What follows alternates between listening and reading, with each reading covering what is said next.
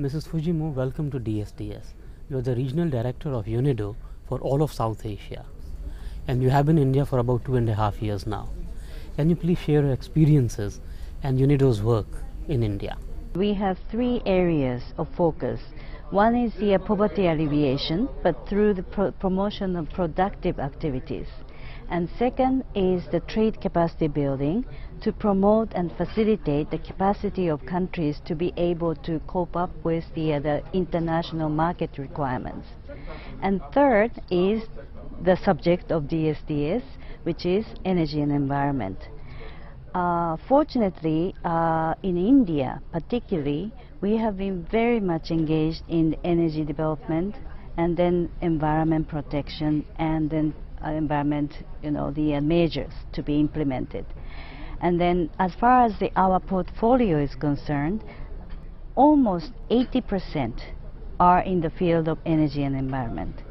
And out of this energy and environment, let's say 60% are basically for addressing the chemical management, meaning that there is a Stockholm Convention, which is really for the persistent organic pollutants, which are the chemicals to be controlled internationally. Now, we are the leading agency among UN agencies to really address this issue. So particularly also in a country like India, this chemical management and then POPs control is very, very big issue.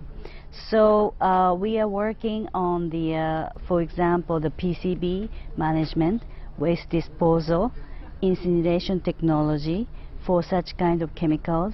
And then we are, for example, having a big program to address the medical waste management. So this is one of the issues we are addressing. And then the rest is basically we are working on renewable energy development, also the energy efficiency, particularly industrial field. So having said that, India being one of the biggest country among South Asia, and then of course India problem is not always the same with other countries. But when you really find some solutions to the problems the country like India is facing, we are very much in a position to be able to learn from it and then also share this knowledge and information with other countries. So in that sense, our activities in India is a kind of pillar of UNIDO in South Asia. It is good to know that the experiences from India are being taken to South Asia. And I believe one of UNIDO's mandates is also to promote South-South cooperation. So how are you doing it? Is it within the region or is it also with other countries? As far as the UNIDO specialized area is concerned, I think in terms of this particular issue of the energy and environment, UNIDO is very much spearheading to promote this South-South cooperation, particularly through the establishment of South-South Cooperation Center. This center is existing in India, and then this center is promoting the cooperation with first South Asia, but also African countries.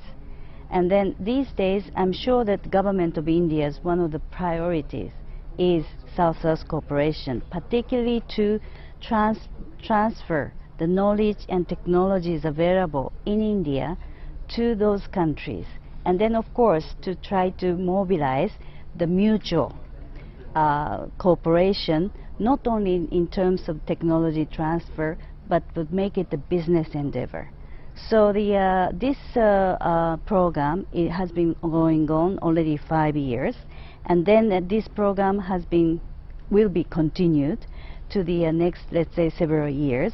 But always there is a platform in India which UNIDO established, which can be really utilized for the facilitation of the South-South cooperation. Now, there have been several country-specific projects already developed in the Eastern Africa, but particularly also in West Africa, in the field of the industrial energy efficiency, micro hydro development, and also the rural electrification, but not really the grid as such, but to provide the small-scale energy generation methodologies and tools so that these tools and the methodology can be replicated.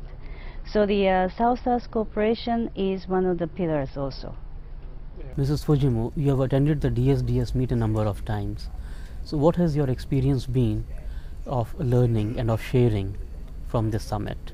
Well, as UNIDO, DSDS has been always one of the main events, how can I say, organization of the events for our calendar.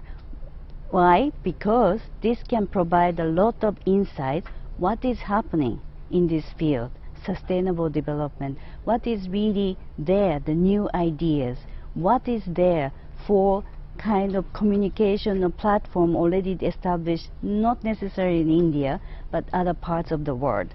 So this kind of initiative, this kind of programmatic initiatives which are coming in, be it the technology transfer, be it the policy dialogue, be it really community level development, there are always many things which we can learn. So this is why we would like to be here all the time, but at the same time we also want to contribute based on our activities in India, South Asia, or Africa or Latin America. We are very much able to share our, let's say, experiences and lessons learned, and then that can be also taken up by our counterparts, by our stakeholders, or by our partners. So it's not only a simple networking, but it's a kind of give and take, and then somehow making both of us really competitive and then effective partners to address the issue of sustainable development. And then another thing is that, like our agency, very much focusing on the industrial development sector, but of course industrial development cannot go along with the technology, economic development, and so on. So there are lots of social development agenda. There are lots of other partners, the NGOs and then business sector, who are really also coming here. So these people really can give us a lot of perspective, and then widening up of the argument or whatever the areas where we can work together. And this is one of the fascinating aspects of DSDS. Mrs. Fujimo, thank you very much. It has been nice speaking to you. Thank you very much.